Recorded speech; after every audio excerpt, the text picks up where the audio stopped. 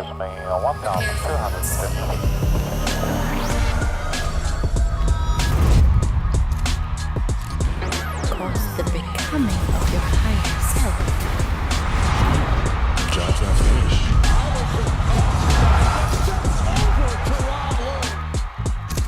This is the cause to become. Say 1012, and it gives me 1,250. Towards the becoming of your higher self. Job's not finished.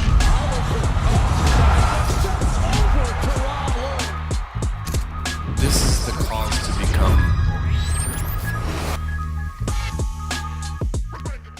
Say 1012, and it gives me 1,250. Towards the becoming of your higher self. Job's not finished.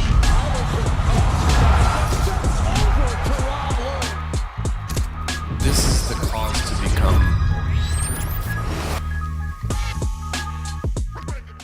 Say 1012, and it gives me 1,250.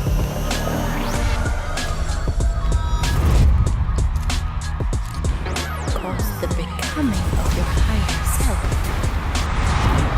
Job's not finished.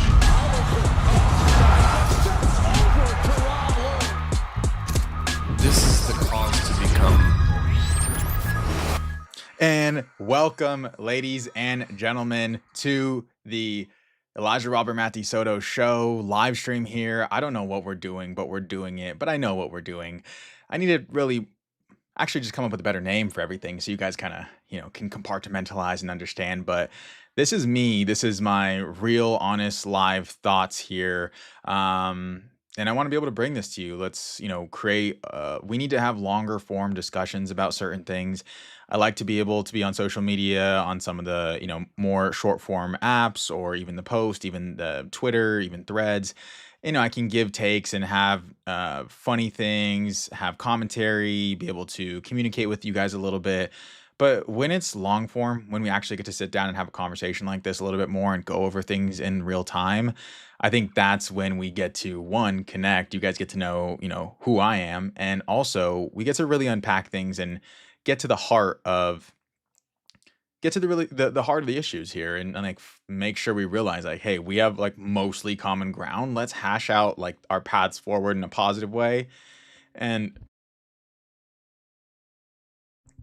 sorry guys, I hope the mute on the microphone works. I had a burp. We're hitting the sparkling Nixie right here. Money. Uh, but yeah, I want you guys to be able to connect to me more and we can talk about these things. So today I want to talk about oil prices, the fact that oil just hit 120 a barrel. We see some fluctuation. It went up to like 126, then it's coming down to like 113. I don't know, but irrespective, it's up over 70% year to date, and that's a lot. And what does that mean? Because that's just the price on paper, but what does that actually mean for the actual commodity itself? Like, yo, I need to use some of that oil for energy, right? From a nation state perspective or a government perspective, they're like, or a large corporation, any corporate, and anybody needs some energy. What does that look like to actually procure that? And that's where we see that, the paper price or what's being traded, and then like how much it's actually going to cost to acquire that and to actually procure it, given that there's such a unpredictability in what the future markets are going to hold. Not everyone's like, yeah, let's just sell a ton right now if they need to make sure they can, have their own domestic, their own internal resources, in check so that they can be able to weather the storm, bro. That's kind of what it is, weathering the storm. But also I want to talk about how that is kind of relayed into the individual experience here that we're having, like me and you. If you're watching this, you see me here and we're sharing this moment in time together, and I think that's really freaking dope. So first off, I really appreciate you guys for your time. But in that's where we want to really start to unpack, like, okay, people are realizing that gas prices are going to go higher. Oil across the board means all energy, meaning all production, supply chains. In order to get the food made, it requires machines. In order to drive the food to your grocery store, it requires gas, it requires logistics, requires all those things. And then, cold chain transport. And then, then you're going to have all of the stores and the infrastructure holding this food so it doesn't go bad. That all requires energy. To get to the store requires energy. Just to the process of going to the supermarket or going and getting food or getting basic things you need from Target or Walmart or something, it all requires so much energy. So as the prices of energy go up, then we're going to see that's going to impact us on our day-to-day lives. Gas is going to be higher, food's going to cost more. People are uncertain about how long this is going to be. They're uncertain about their financial future, and they're wondering like, what the heck is going on? But simultaneously, that's just a general baseline level of cortisol, a baseline level of stress, a baseline of like, wow, what world did I used to exist in, and what world am I existing in now? Because that old world seems to be leaving, if not gone, and I'm not certain what the future holds. Right. And that's where the anxiety, that's where the fear, you're scared. Am I going to even have enough resources? Am I going to have employment? Am I going to have shelter? Are we going to be in a global war? Is it what the hell? No one really understands what's going on. And I think that can alone be something that people have to recognize is going to be occurring faster and faster in mass with more people. And this is where the people who've been doing the work internally in mind, body, spirit to be able to, handle significant amounts of stress from a grounded energy perspective, that's where we get to help other people to get to that state as well. And we all are going to be able to, we need to lean on each other here because we're all going to have our strengths and weaknesses. There's going to be areas that we've confronted, some that we haven't. And as things really get compressed and we get compacted to where our feet are in the ground in the present moment, irrespective if that means you're away from family, with family, you're in a new place, an old place, whatever it is, whether it's with grandma that you hate or the people that don't understand you at your job or, in a community in which you're totally different from the rest, like this is something to all the black sheep out there. I just want to let you know that it doesn't matter anymore. You are where you are. And as things compress financially, as things compress across the world, you're just not going to be able to have that much of a large travel radius from where you are. And so it's important that you start to befriend or at least be able to engage in your community in a positive way from a grounded energy state, meaning not pissed off that no one understands, but more so from a standpoint of, hey, okay, we're all in this together. Some people have no idea. Some people believe in this narrative. They still watch the, legacy media, whatever, bro. Like, are you tapped in or what? You know what I mean? Like, are you what's good with the Matrix or not? Because like, we're here to talk to people who are, and if you aren't, well then welcome. And I hope you can start to learn a little bit more as we go through this, because all the old paradigms, the old things that we existed in are just kind of eroding before our very eyes. And oil is one piece to this. And that comes into the other piece, which is, people are really tripping. And because of how much stuff's going on, that means that people are, really numb to, there are large amounts of people being, there's genocide happening all across the world. There's people who are experiencing potentially starvation. There's people who are experiencing significant energy shortages. There's stuff around the world where it's about to get really, really fucking crazy. And if you're someone who's tapped into the collective energy of the now, you can feel that it's like, whoa, people are really on edge and there's mass suffering, mass trauma going on. And it's important that we realize that a lot of people weren't built to handle that. And so they're spiritually numb to a lot of that, or they never really thought about it beyond a lens of, just read the Bible, or they never thought about it beyond a lens of, do I feel happy? Do I like what I do? They haven't really done deep inner work, and they haven't looked inside themselves. They haven't looked at future trends. They haven't identified that, like, wait a minute, I was just born on this like planet, just like floating in the middle of space, and I'm just cool with every structure that has existed just only in the past 100 years is the right thing. People are still trying to make sense of all this. And so you're turning the internal of people into something that is apathetic, numbed, or erratic and chaotic. And that's where we start seeing people glitch out. That's where you see people start going into their matrix agentic programming. That's where you start seeing boomers flip out or people go crazy. And it's not to hate, but it's to say, like, listen, bro, if you didn't know something can happen and it happens in front of your eyes, it's like basically if you're seeing aliens, you know, and let's not even talk about Project Bluebeam type stuff. So like when that happens, you can't just be, you know, willy-nilly around people in these high states of emotional turmoil. And specifically focusing on the women here is like, I need you guys to realize that there's a lot of men who are scared, a lot of young men who have been trained with an online climate that is so numbing to any type of real humanity and like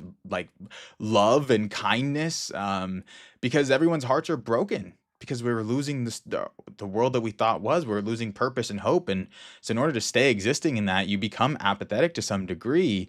And that combined with intimacy is one where you start to see a lot of really gross things start to happen. And I think that we get you know, a fighting age male now who has an apathetic mindset and thinks about women in a way that a lot of like the red pill influencers like to portray it, that they're going to be tyrannical to those women. And that's going to be something that's going to oppress the feminine, the divine feminine rise that I think is occurring right now and needs to be occurring. So it's important that we're aware of those things, and that we really start to pay attention to the people that we're getting close to, getting close with physically, mentally, because some people's bodies may be in a place, but their mind, body, spirit complex as a whole, you know, or their mind and spirit are in a totally different place. So just be conscientious, because this is kind of that scene in the Matrix where he's like, listen, Neo, everyone around you, some of them, their minds aren't ready to be unplugged, and they will fight hopelessly to defend the very matrix that enslaves them.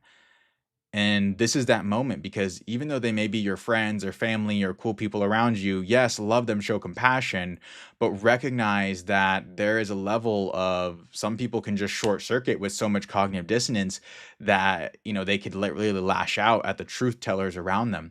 So be conscientious. And sometimes if that's a romantic relationship, that's where you need to start being like, yo, okay, hey, you know, maybe I don't want to have all of that fear, anxiety, doubt, and maybe perversion to some degree put inside me, and vice versa, you know? So young men, we need to take accountability and responsibility here as well, to be like, yo, I'm not trying to just be with everyone right now and be like mixing up my energies, bro, because this is, people are wilding right now, real talk. So to unpack that a little bit further and to give you guys, you know, I think the data to be able to talk about what's going on in the economy, and the best place to start is in the oil piece, because it's the most straightforward. Like we have a spiritual understanding, like kids see ghosts in 4D, bro. Like we know what it is, but we also want to make sure that we can relay and convey that to people who are just kind of coming into this, right? So let's be able to give them like onboarding data to an understanding of worldview that acknowledges self beyond the physical body. But in that, we still got to, you know, take a look at these things, simply because that's going to allow us to understand how the majority of the population are reacting, and also understand like, hey, what are they actually trying to do? What's the bigger agenda here? What's really going on in the world? And, you know, is what they're telling us really what's happening? And oftentimes that's not the case. So let's tap in here to what's going on, some breaking point stuff. Basically, this was yesterday, and this was just talking about oil hitting 120. This is, you know, something that I think is really important. I'll just let him speak here. I'll provide my commentary. But honestly, you know, if you guys want, take the time and just go watch this in full.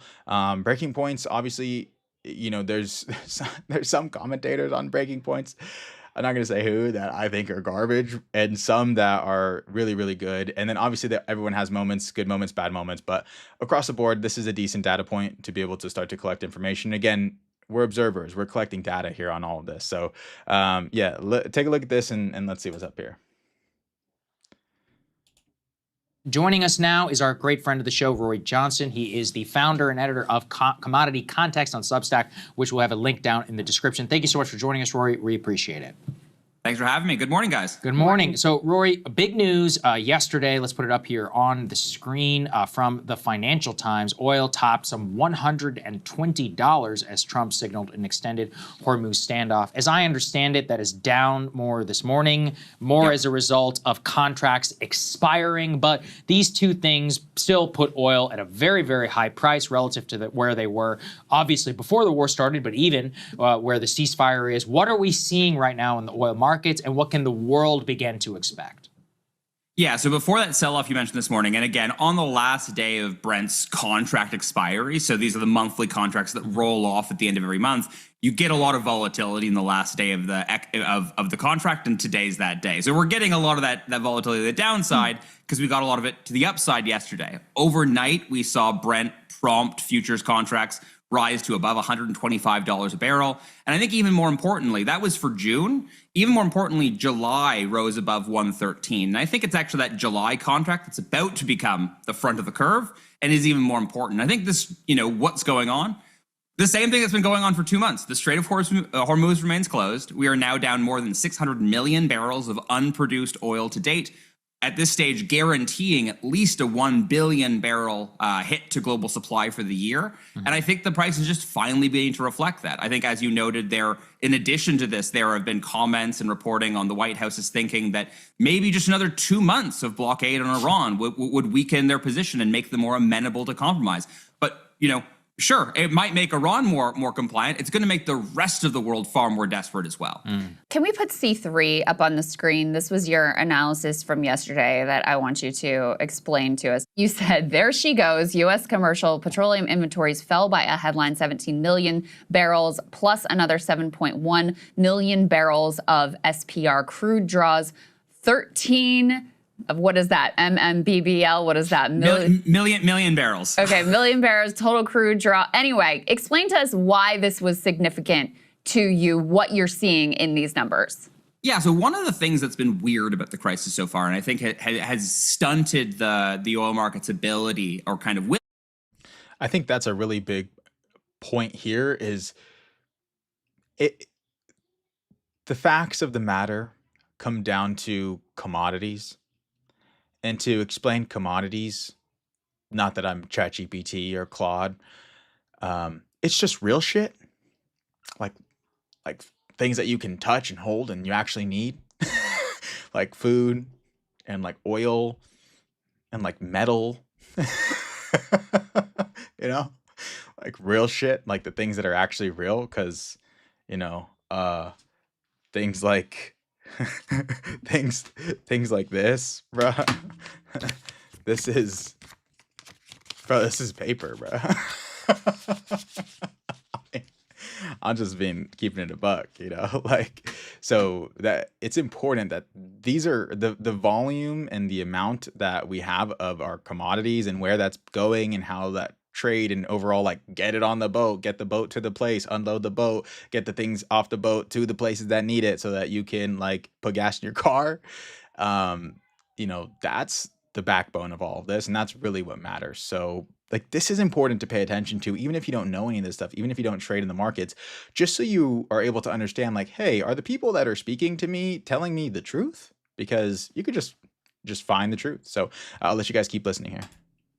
To bid these prices higher is that U.S. inventories, which are the most visible inventories in the oil market, released every week by the Energy Information Administration from the Department of Energy, those actually showed inventories pretty high, not just for all products, but for crude specifically. And what we had been anticipating, so this goes back to Trump's new fascination with these tanker maps of all of these tankers steaming towards the U.S. Gulf Coast to pick up crude for a Hormuz-starved market. Eventually, those tankers were going to spike imports, which they're doing, and it's going to start drawing down domestic U.S. inventories. And I think that is the signal the market needs to say, oh, wow, this scarcity is here. So in total, you had a 23 or 24 million barrel draw in total petroleum stocks. And that's you normally get a build of, let's say, plus or minus 5 million. That's kind of a normal range. So this is much, much larger. And I think indicates that what we expected to be coming is starting, which is basically the rest of the world sending tankers in order to try and buy oil from North America, because the rest of the world is currently willing to pay more for oil than is North America. And this is going to be the result, is our inventories are going to draw down here until we bid our prices up high enough to keep those barrels at home. Okay, so then let's run through. That's the piece that's crazy right there, because I mean, sure, we can become the world's gas station, but gas is already, I mean, I'm in California and gas is already $6, over $6 here. I mean, it's like 670, 660.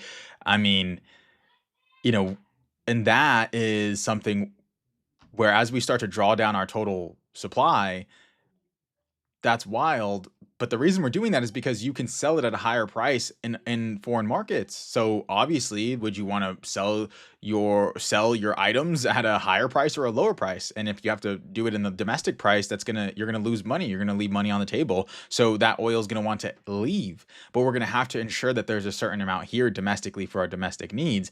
And that means that price is going to inherently go up just on that fact alone. Let's not incorporate all of the other things that are happening and taking place in the world, and simultaneously just the overall fact that we can't do that forever because we're not in so much of a surplus, and to be able to bring everything domestically online to the point in which we can really do that is going to take years and years and years.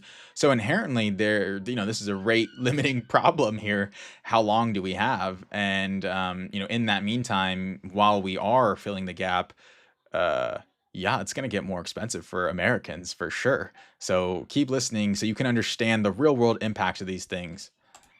Scenario. So what does that look like? So one of the reasons, again, as a layman, I'm looking at it is when we draw the inventory low, could we run out of oil, or is it going to be that the price goes so high that all of us are paying $650 a gallon for gas? Let's take the White House at its word currently. Who knows what it is? 2 more months. This will continue. All of these, isn't the journey time? It's like a month or so already in terms of the tanker. So what does that start to look like in terms of the journey time for a tanker? Is a month approximately to get from the Gulf Coast countries to the US potentially. I mean, whether it's 2 weeks, whether it's 3 weeks, whether it's 6 weeks, I just mean to say that's something that people need to take into account here, to realize that the reason there's a huge delay in a lot of this stuff is because, I mean, these ships are literally traveling the ocean, bro.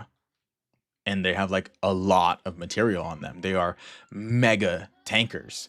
They're not going super fast, but at the same time, for as big as they are, these motherfuckers are hauling ass. So, that's a piece too, where there's a buffer time in between this. That's why as these things started to happen, a lot of people didn't realize, and now we're seeing the impacts, but people have known, first off, people who've kind of, strategized and, analyzed this stuff have known for years prior, but, even months before when this started to kick off, it was very clear what was going to happen. And that's what's kind of alarming and surprising too, is how little the actual everyday person really even understands about this stuff. But y'all are watching stuff like this. You guys are, on game. So that's something that's important here, where it's like, you guys know what's up. So now we can prepare accordingly. Bro, these prices ain't going down, bro. Real talk.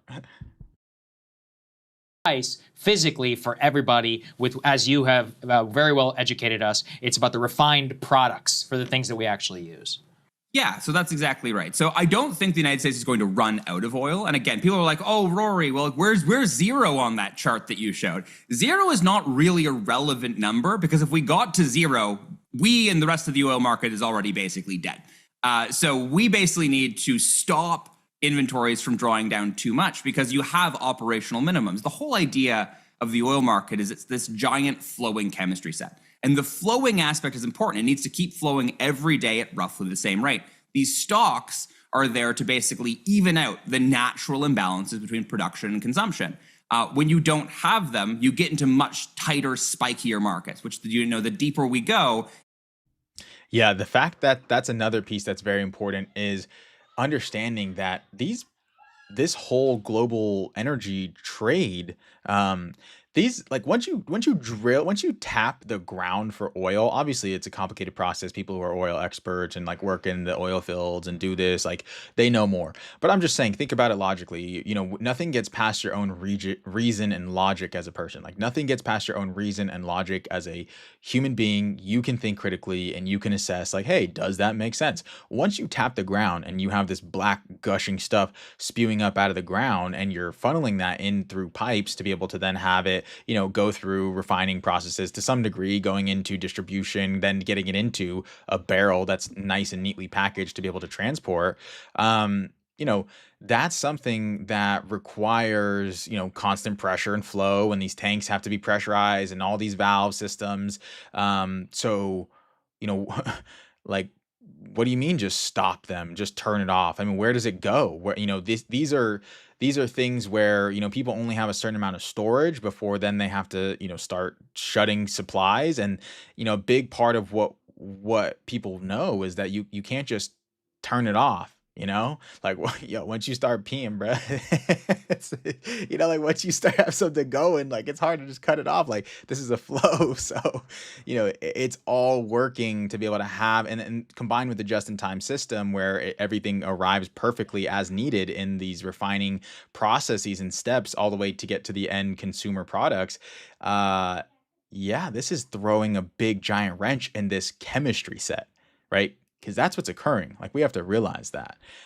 So I love that he highlights that here, because it's not so simple as just get it, have it or don't have it. It's an entire process to be able to have had it at this level to begin with.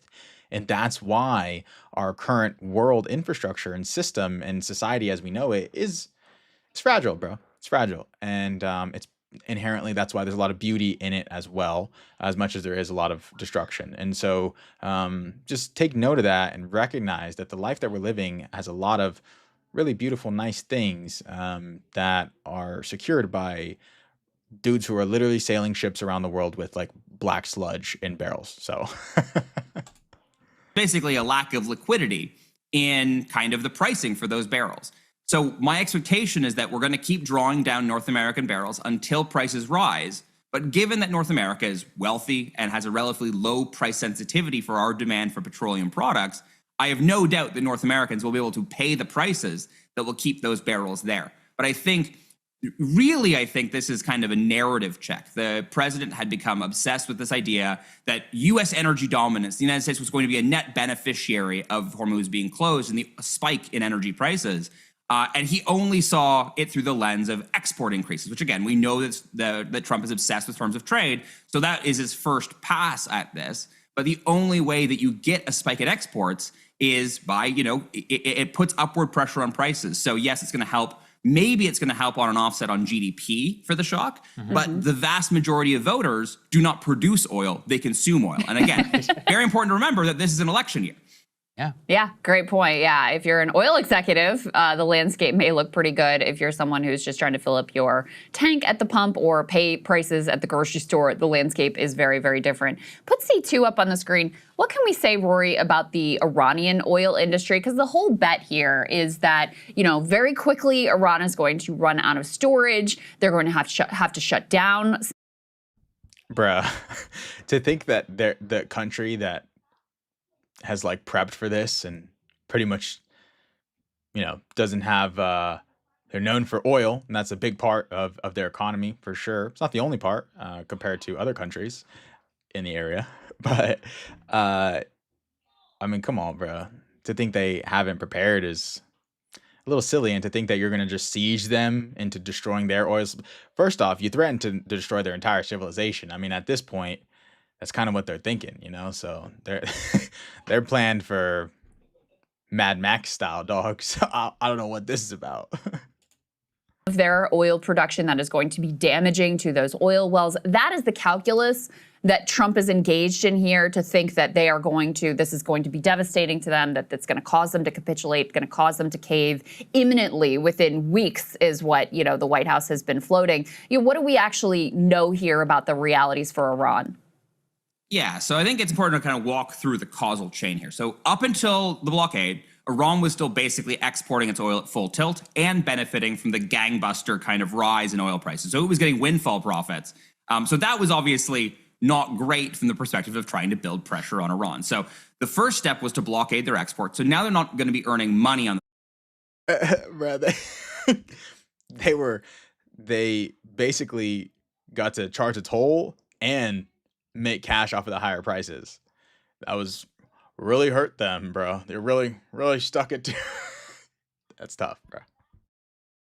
exports. But they're still able to produce crude into inventory domestically, so they don't need to shut in the wells yet. The question is, how long do they have? How much inventory space do they have, both between onshore tanks and basically empty tankers floating around that they can keep filling? After that, and the timeline is kind of in the ballpark of 10 to 20 or 30 days, depending on which source you're using. And that, I think, is a big source of the debate right now in the policy sphere. But after that, then Iran has to shut in production. Now, that could be damaging to Iran's long-term production capacity. Producers don't like to shut in production. It could damage reservoir pressure and other things like that. But again, important in this context, this blockade only started on like week 6 or 7 of the war.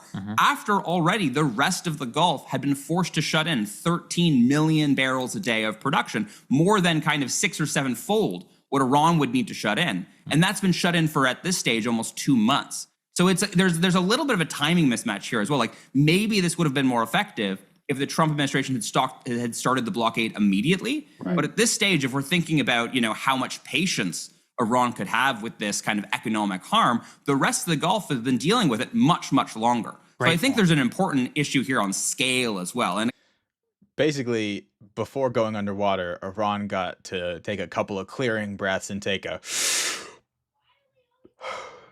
big breath before they went under. They were not in a bad position to begin with. And so they got to really, get prepared. So they would be more capable of withstanding this than, say, the Gulf Coast countries.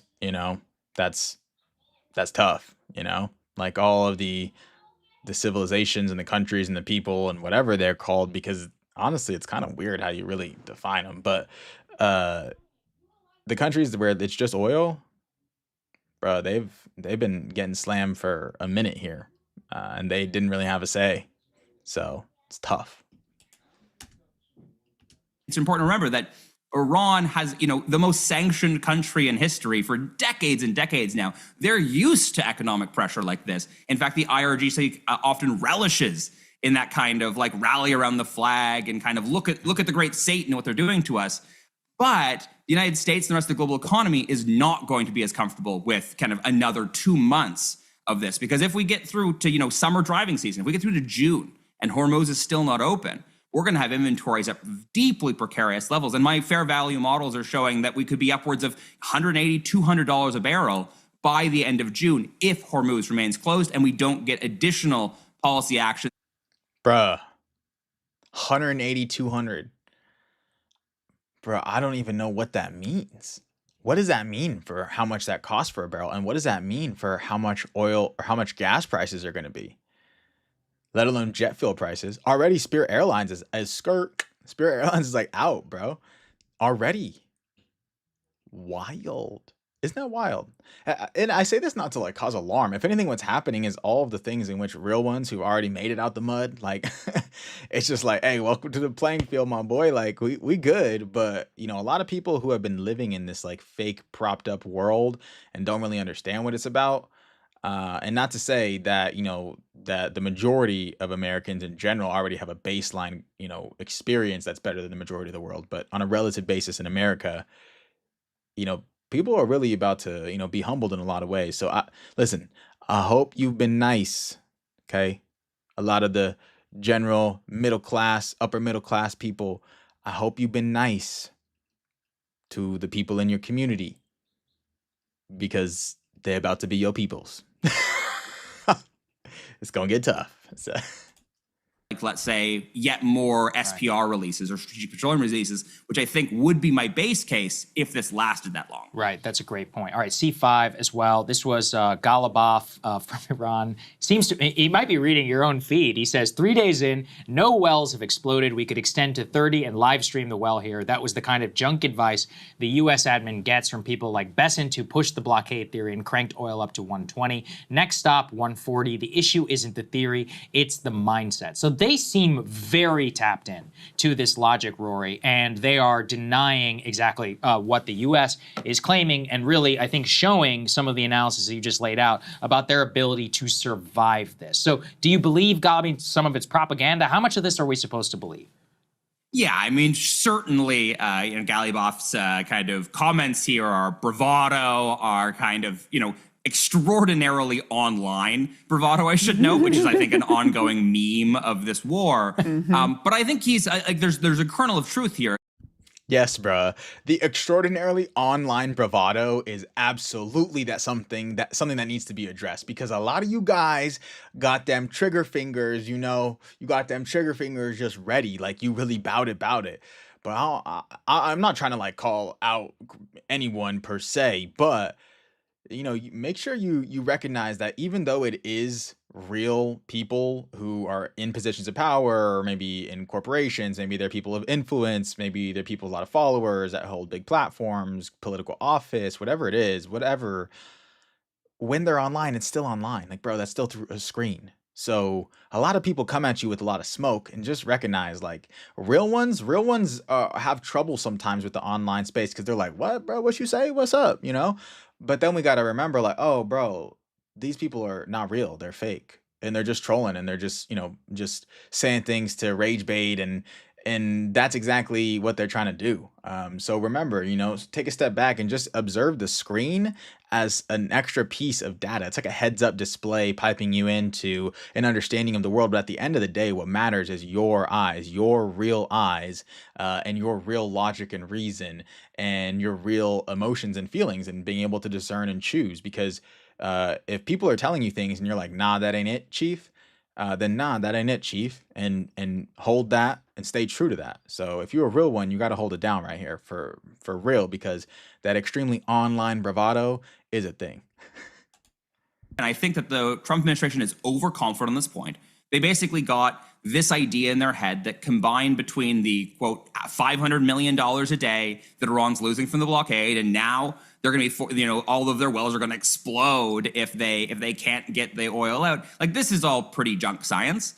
And I think that the longer this goes on, I think the more that's going to be exposed. I think at this stage, it's very clear that the Trump administration has no good options. And as of yet, clearly Trump is just choosing not to make a decision. This is just the status quo extended out. At the same time, you're hearing reports that CENTCOM is preparing plans for another, sharp, short series of bombings and strikes on Iran. Like, the signals are all over the place. And it's very clear that the Trump administration doesn't really know what to do here, because again, there aren't any good choices unless they're willing to concede on major things that Trump in particular is not willing to concede on, like the nuclear program. Well, your comments about the super online war sets us up for our next segment quite perfectly. So thank you for that segue and for your analysis, as always, Rory. Great to see you. Appreciate it, man. Thanks a lot, guys. Hey. And just going back here to that right there for a little bit. Thank you guys for watching that there. And if you stood with me, I think it's important that you guys are taking in news from different outlets, different sources. Ultimately, it's the Wild West when it comes to media and when it comes to the online space. People are just putting out things. There's reputable news sources totally putting out garbage, fake AI slop. There's accounts that are just tons of AI slop. The dead internet theory is real. A lot of the things that you see on there are regurgitated, repurposed AI slop, propaganda, pushing narratives, of course. But then there also is real people saying real things, and there's real information to be assessed, real data to be taken in, and insights to be gleaned. But simultaneously, it requires real people speaking up. So that's what I'm trying to do here. Like, be a real one, talking to you guys, being like, "Yo, what's up? What's good? We here, we tapping in, and we're giving our honest observation, opinion, feedback, and sharing what I think is important and what people can pay attention to." And it doesn't really matter like people are nervous or scared or people don't have a full picture of a lot of things. You just got to share who you are, where you're at authentically. That's what we need, because so much of the stuff out there may sound nice, may sound sophisticated, right? As it is, because it's all sophistry. Like, that's it, bro. Like, most of this is sophistry. Most of this is crafted arguments trying to make a point rather than staying true to the truth, right? So if you're a real one and you're walking that line of truth, maybe you don't spit it or you don't speak it like how other people do.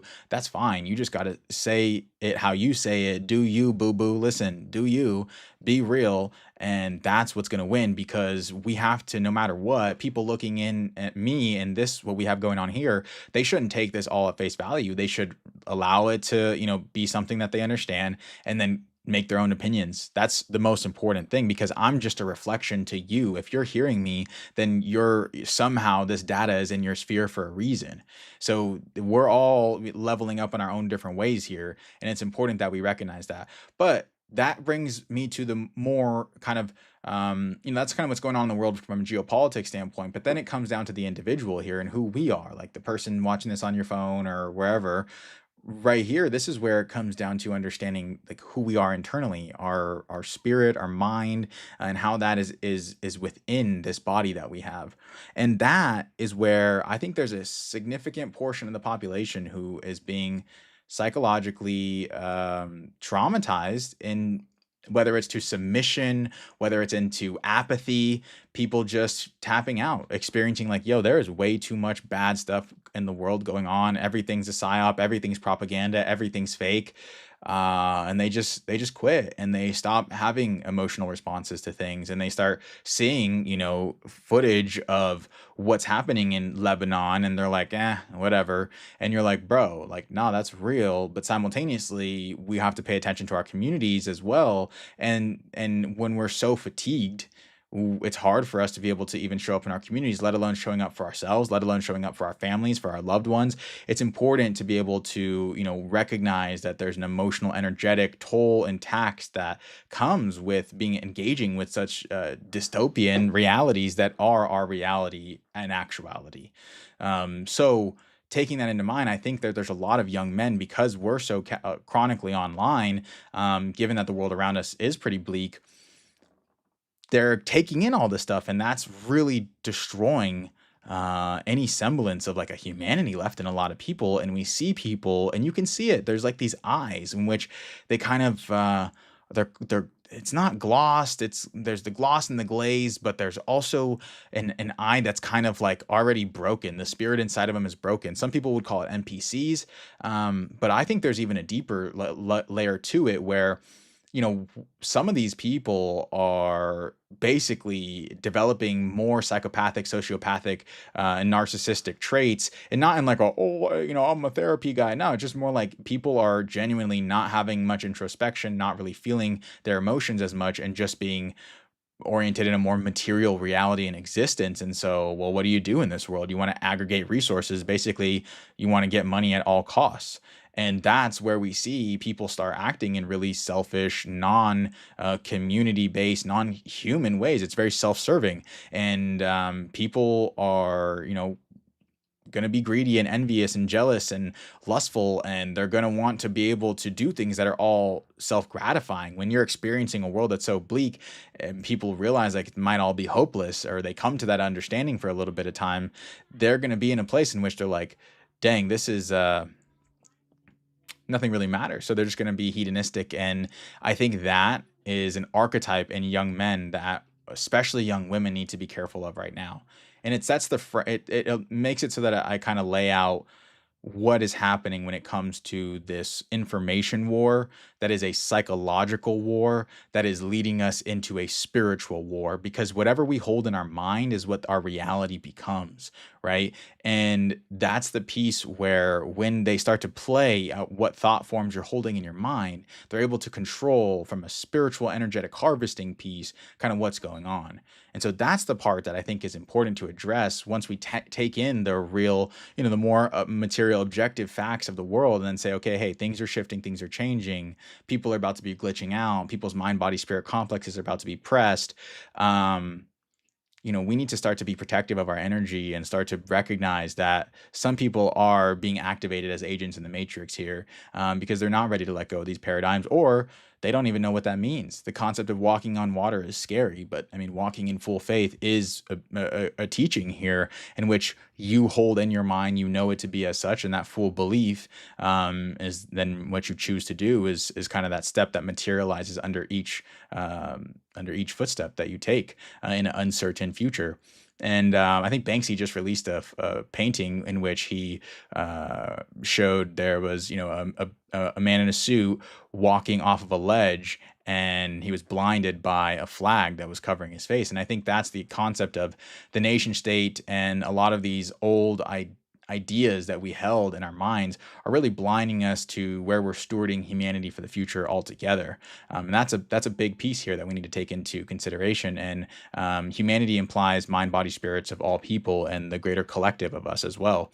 And with that, I want to bring up your boy PD Hegseth, because the Iran Lego video that you see that Breaking Points is about to address, I think is something that demonstrates the state of some of the young men in this world who are okay tyrannizing the feminine, are okay tyrannizing maybe things that aren't so material combative. Basically, if they can't be if they're not physically stronger than them, then they have ultimate supreme authority over them. And that is a tyrannical viewpoint that doesn't respect the sovereignty of people, and especially women, because women are physically weaker in a lot of ways.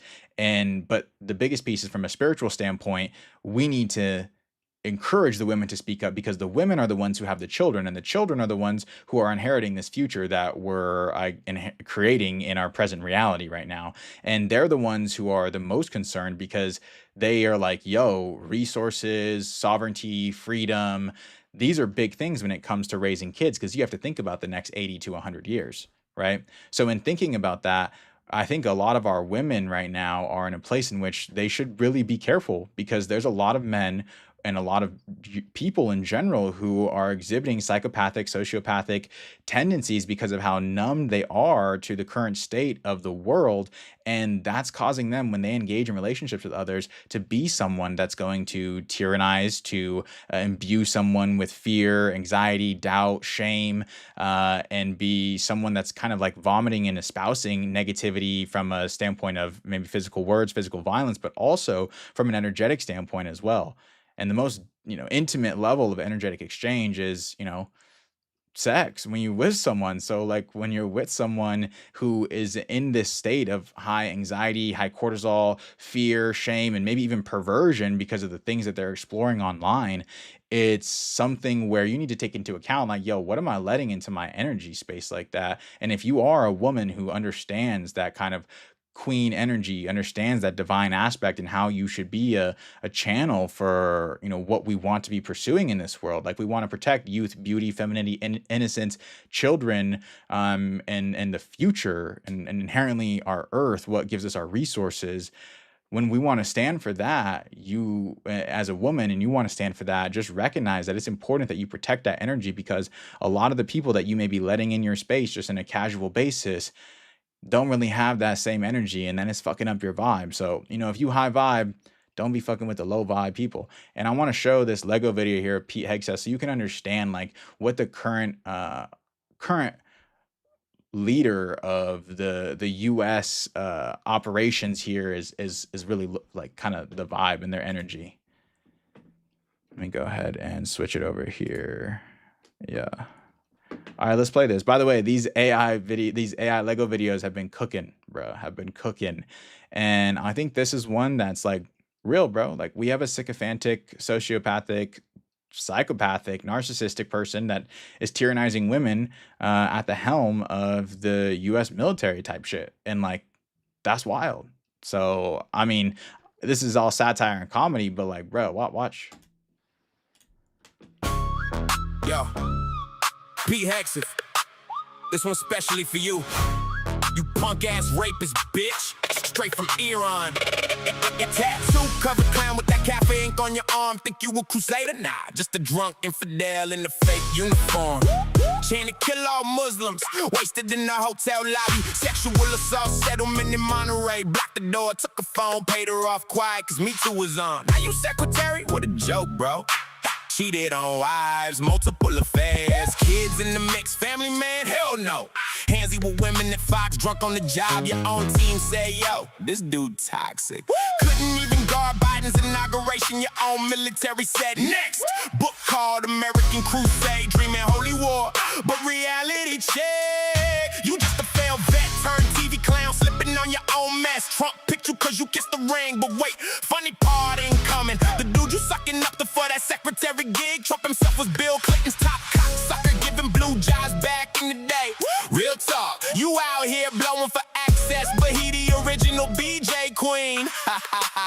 You thought our missiles max 2,000 kilometers? Cute, rookie mistake.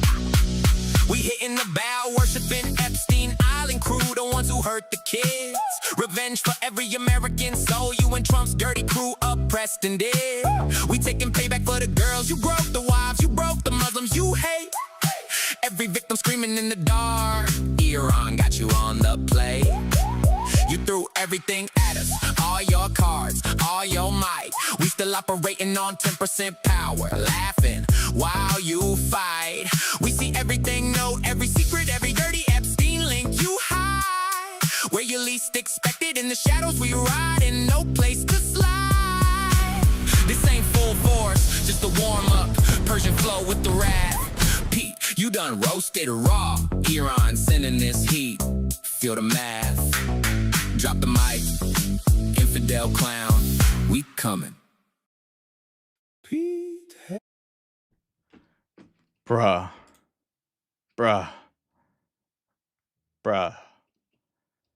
That was brutal, man. Like, they cooked that fool, bro. I'm just saying, from like a rap battle perspective, bro, you got cooked. Bro, it was eating, bro. But again, connecting that to the point, you see, that's someone who is someone who has a tyrannical, patriarchal mindset, and not from a tear down the people. It's an understanding of there's no divine feminine representation in this world.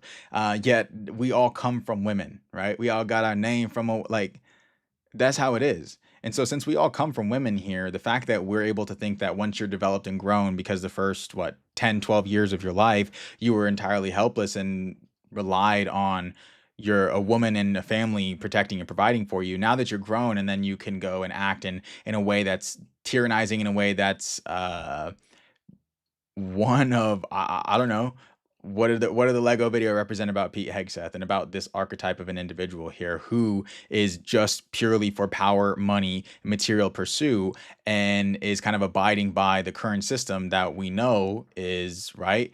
A lot of Epstein stuff, a lot of perversion, a lot of really deep, dark, negative energy in this stuff. And so these people are the ones that I think young women nowadays don't realize are rampant in society, simply from the fact of not that they're, everyone is a bad person, but when you're hopeless, cynicism is, easy, and apathy and, giving into pleasure, and pleasure that's perverse pleasure, maybe that comes from pain and being able to, Stanford prison experiment type shit. Like, this is stuff that happens to people's psyches. So I just wanted to stress that point as well, is that as the world starts to change, as things start to get crazier financially, socially, people are going to start getting pressed psychologically more and more and start acting out. So it's important that you protect your energy, you protect your mind, you protect your body, and just kind of stay the course in all this, because it's only heating up, bro. It's getting hot in the kitchen here, in all fronts. But yeah, I hope you guys like this stream. I hope I brought up a couple of key points here and was able to connect that the real world stuff is going to really impact people on an individual level, and cause for people to start operating in not their highest light, not in their highest vibe. And it's important that you're aware of that, especially women, because this is the rise of the divine feminine here. And this is the rise of women coming into play and being able to remind us of the virtues that we actually aspire towards in society and civilization, that we want wanted beauty and that we wanted things to be better, and we wanted people not to be, dying and starving, and we want to be able to actually have people build families, and for children to look at the future as something that's hopeful and exciting, and for parents to be able to see a better future for their children. So all that is kind of coming in here. And I hope to be doing more of these live streams. I want to start doing stuff where I bring on guests, where I start talking to people more. And then hopefully I can go ahead and clip up a couple of pieces of this and get out some content on short form. And we're going to be pushing on all fronts a little bit more. So I appreciate you guys tuning in to the Elijah Robert-Mahdi Soto show, the live stream here. And yeah, it means a lot. So I will go ahead and kick us out. 1012, that gives me 1,250. Towards the becoming of your higher self. Job's not finished.